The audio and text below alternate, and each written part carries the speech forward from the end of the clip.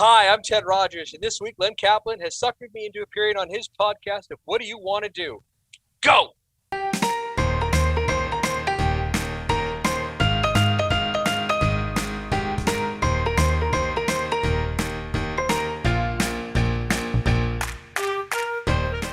Welcome to What Do You Want to Do, the show that will hopefully help you figure out what you want to do in life or reconnect you to what you love doing. Each show has a guest who is doing what they want to do, whether it's in their career or in addition to their regular job. Most importantly, we want to help you realize that no matter your age, you too can do what you want to do if you have the will to do it. Now here's your host, Leonard Kaplan. Many other celebrities would come through, especially if you're familiar with their commercials that they do. The sports commercials with celebrities coming in. That was always fun because people would come in and people and stuff. I actually remember one time, you'll get a kick out of this. I turned the corner of the library and in the back, and I'm looking at Shawn Michaels and The Undertaker. And they're just standing there in their garb. And I was like, I'm just going to leave, As I go outside to the lobby, there's Percy, the Paul Bear, the manager. Yeah. And he used to be Percy Pringle, Percy Pringle, yeah. And he's staring at me, and I just got all skeeved out, and I went back like, I can't. I'm just going to sit right here. I'm not doing. I don't know what to do. I got all these wrestlers all over the place. I don't know what's going on right now. So that's so funny. That Hall of Fame thing. I think you called me from there when it was happening. I gave you a shirt. I gave you the shirt. Yes, you I bought did. you a shirt from there. That was my first remote, and I was there because of you. So that was my little thank you for you. Wow. So, and the next year was nice. It was a little bit smaller. It was a little smaller, but I was able to bring my dad up. I was able to get a ticket for my dad, and that was kind of fun too. It's fun for him, and sure, of course. And then afterwards, it was actually fun. It was him and my aunt Linda, who you knew. We were going around town, and we're in a souvenir store with my friend, and I'm getting a couple souvenirs, and my dad goes, Linda's not feeling too well. She's going to step outside. I'm going to go sit with him. Like, oh, okay. Do what you're doing. So I buy my stuff. We go outside. We're talking. We say goodbye. And my dad and Linda leave in the car. And my buddy and I get in the car. And he goes to me, Linda wanted to tell you she was feeling fine. She just wanted to get your dad out of there before he saw how much you had spent on souvenirs. Oh, that's funny. That's funny. So great memories you have from that career. Yep. That's great. So I think you saw Hank Aaron there too. Am I right? I think I saw him walk by. I met Lou Brock. He was a very nice guy. Juan Marichal, I met him too. And Brooks Robinson, I met them. And then doing remote stuff, you run into people here and there. But it's not as I have friends who have much better stories. Like my buddy Scott, he was working the '97 World Series, and he's just sitting in the dugout, and I think it was either Miami or Cleveland. He turns to his right, and there's Jackie Robinson's widow, just sitting right next to him. Right. Wow. I have another friend who he was in an elevator. I did the '99 World Series. And at the World Series, they announced the all-century baseball team. And he's in the elevator going back down, and the elevator stopped, opened up, and in walked Sandy Koufax and Mark McGwire. Didn't even notice him. They're just standing there. He's just like, I'm going to keep my mouth shut. So now, in terms of production, I know you did the character generator. What else did you do? Did they make you branch out, or did they make you specialize mostly down at ESPN? Pretty much I just stuck to character generator work. Some were called transforms, which you did some animations with font, but it was pretty much just character generator work, which was fine by me. It wasn't hard. You did have to be able to type fast and be able to spell.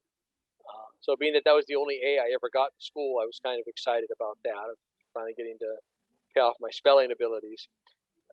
That was pretty much it. I did 2 years in the library, which was an entry-level job, which basically you're just responsible for the maintenance and handling of all the videotape of that ESPN has. So anything that's on tape, you have in the library. That's gone now. It's all digital. So Yeah, yeah. Well, I was at ESPN right before the pandemic in the early March, the first week of March in 2020. And is that when the pandemic started? yeah, yeah, that sounds Yeah, about right. that's right. Yeah. And remembering when I had visited you a couple of times at Oh yeah, ESPN, it had a grown lot different. so much. It was Oh yeah. all these new buildings, and there were thousands. There was like my friend Jeff, who works there now, said there's like Oh okay. 5 or 7,000 employees there, Oh yeah. scattered throughout all these different. I think there were like 4 buildings when you were there. Yep. Does that sound about There right? were about six actually, because I remember we had like six buildings, but they had expanded across the street before I left. Yeah, it's amazing. So yeah, it's crazy. And they, what really struck me when I was there recently is there are cameras and tape decks all over the place, high 8, VHS, Betamax, that I thought I'd never see again. I said, Jeff, what is all this? Why is this all here? He said, well, ESPN is still the place that people want to see their sports. So they send tapes from all over Yep. the world from many different decades, Yep. and they have to digitize them Yep. to get them to be Not so easy. copacetic with the other formats, Yep. Yep. A lot of yeah. So it's I get tapes from all over. Oh, that's how you get those highlights that you see every night. Somebody sends them in, or they send Yeah, them in and through email. owned by Disney, they have all the money that they could possibly Right. need. So you Right. had $10,000 cameras that were in my way when I was sitting on the couch. I had to move them, and it's just astounding. It's funny Yeah. because I was always the one in our studio, and even now, put things away, be organized. And Yep. when I went to ESPN, it was just, I guess everybody there knows where everything is, but it wasn't the way I pictured it. No. No. No. It wasn't. They got rid of the library some years ago because they digitized everything. So Wow. from what I remember, somebody was telling me the library had closed up. That's a it's entirely different. It was a good entry level for me because you interact with a lot of other departments, not just mainly with production and broadcast operations, but also with programming, uh, international networks, because the international networks beam out of there too. So uh, Latin America, Atlantic, and Pacific Rim, all so you're interacting with those networks too. So So I'm going to ask you this, and you can choose not to answer it. Why, if you enjoyed this job, it was such an experience, why did you quit ESPN? I think that's a good question. Like we said, I had always wanted to be a paramedic from the age of 3, and you could blame, I guess you could say, television had something to do with that too, because like a lot of people in this field from my generation, we grew up watching Emergency, and Johnny and Roy, and actually, I have. I don't know if you can see it. I see a helmet up there. Yeah, that's the helmet from the show. So, An actual one? no, a replica helmet, but Okay. so ESPN ended up getting. I guess I could say I don't really care. I got bought out by Disney, as you know, uh, Yes. and Disney came in and started making changes and became a little more corporate. And also, I had done that job for 5 years, and I was at a point where it was either I could go to management. I didn't think I'd do well as a manager, or more. And the industry is changing. The technology for the machines was changing, and this became a little bit more than I think I could handle. It's also at a point in my life where it was like I had always wanted to be a paramedic. I had actually met Randolph Mantooth about a year before and sort of started everything coming back.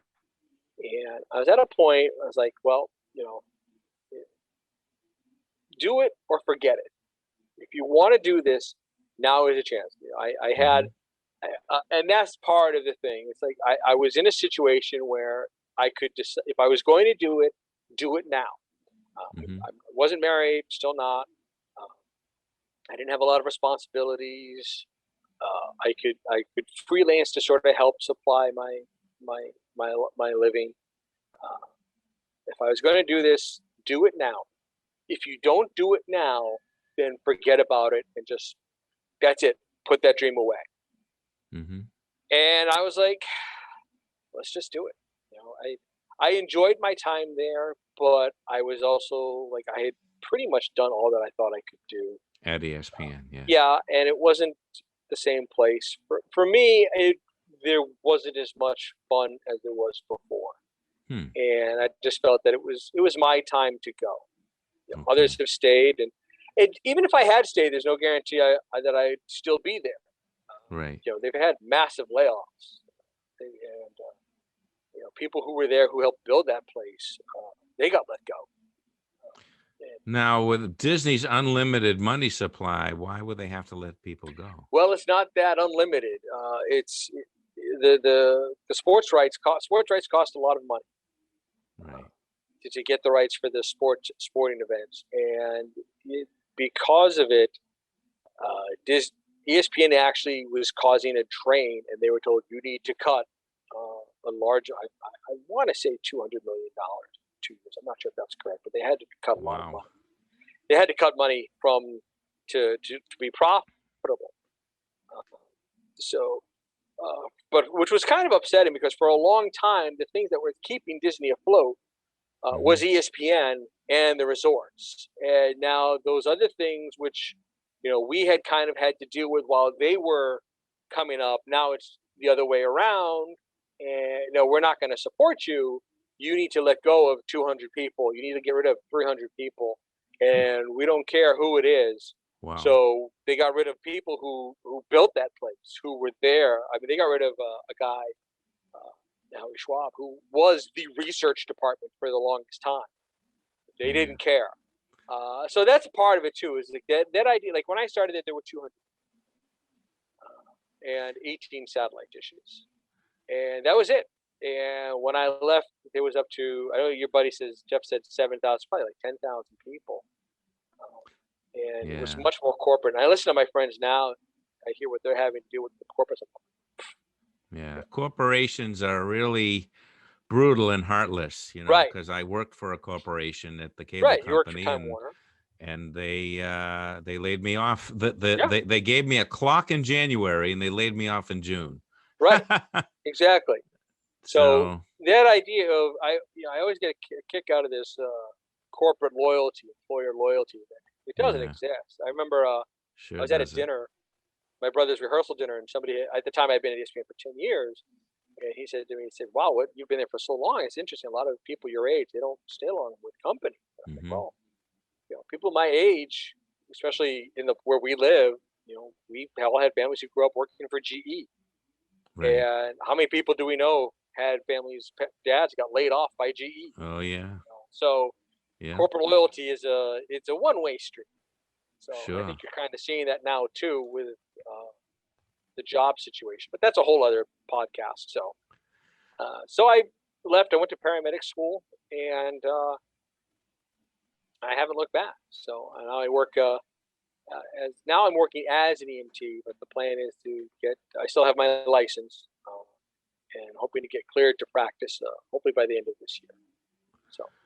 So let's finish up by talking about both of your careers and how you would advise somebody to break into each of them. We'll start with ESPN. If somebody wants to get a job at a major network or even a television station, say like WBZ or something like that, how would they go about? What would you say to go about doing that?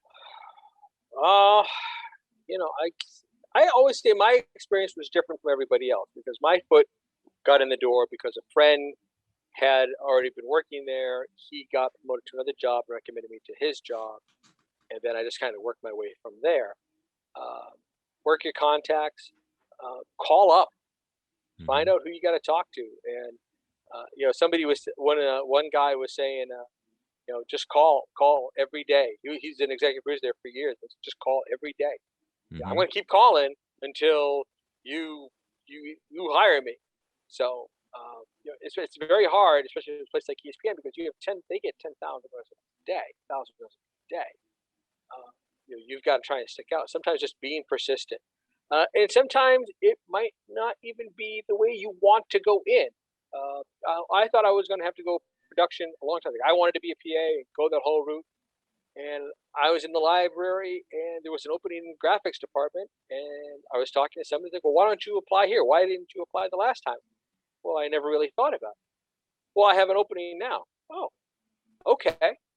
Came in, tried, and I'm doing this job for 5 years. I got to do remotes, and then I freelanced for another 5 years. Again, doing the same thing, getting to do some travel, which is what I really wanted to do. Do production on site, and all of a sudden, it's not that bad. So I think that the big thing is, don't pigeonhole yourself to thinking I just want to do camera or I just want Mm-hmm. to do production. There are a lot of other jobs in the field. There's programming, there's marketing, there's commercial operations, there's commercial production, work contacts. If you're going to school and studying this, obviously it helps. Talk to your alumni office, talk to your career office, take advantage of your opportunities and see what's out there. Sometimes, and don't think it's just having to work for NBC, and that could be the way, but there might be a whole other process to get there. Starting off at your public access, going to Right. your local network station, and working your way up that way. And the other thing is, nowadays there's it's completely different. There's YouTube and stuff, and with the production, you can produce things on your phone. Yes. Start producing things, and don't just shoot it and put it out there.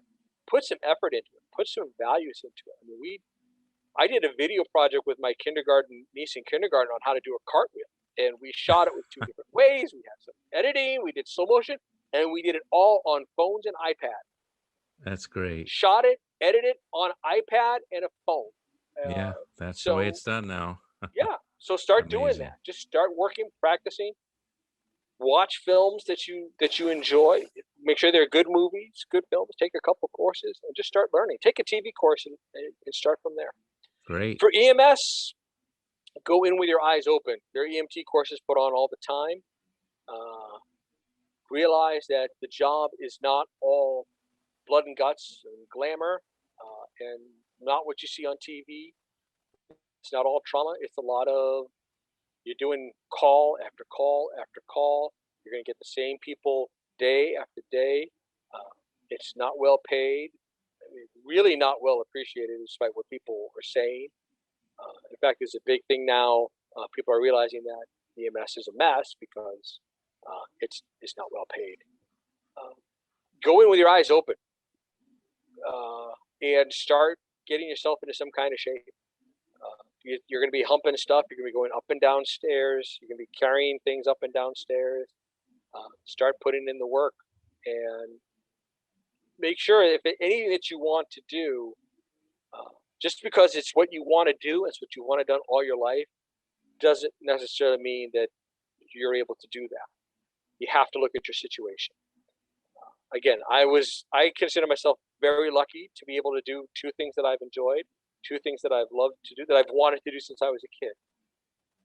But I'm also aware that my situations were set up in a way that I was able to do that. Right. Sometimes you might, yeah. Sometimes you might not have that. Sure. You have Everybody's to figure, circumstance is different. Sure. yeah, yeah. And if And you want to do it, you need to put in the work. That's the big thing. now, when need you to were in put in high the work. school, if you can remember that far back, how did you make the contact with the EMS company? Well, my mom, I don't know if you remember, my mom worked at Union Hospital, which no longer exists. That's right. She was a weekend supervisor, and I needed to do a service project for confirmation. Mm-hmm. So I ended up doing volunteering at the emergency room at Union Hospital. I was very sad to hear that had gone. That place meant a lot to me. And so it was a New Year's Day, and I had talked to my dad, like, hey, I want to get a job. He, my dad's, Aunt Linda, she was an ER nurse up in Lawrence and did a lot of training and stuff. So he knew about EMS. And he said, well, maybe you could take an EMT course. Like, oh, okay, sure. I had done my Eagle project, which was blowing up my town and everything from there.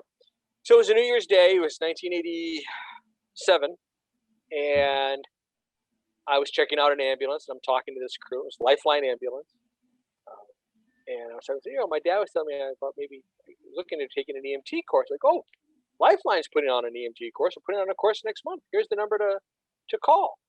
I was like, oh. So I ended up calling Pat Toomey, and I ended up taking the class.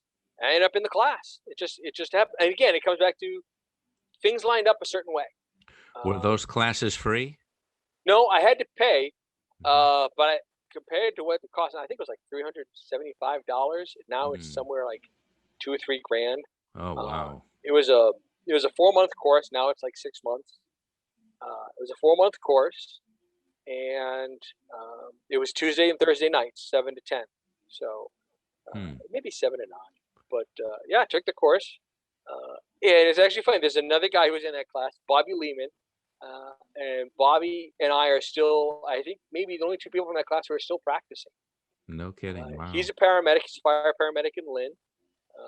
And he's 1 week older than me. So I guess that would make him the second youngest EMT in the state of Massachusetts. Great. Yeah. And again, like I said, it just, things lined up a certain way that I was able to take it when I did. So. That's great, Ted. So thank you very much for joining me here on What Do You Want to Do, and talking about not 1, but 2 major careers that you have done in your life, and you're still doing one of them.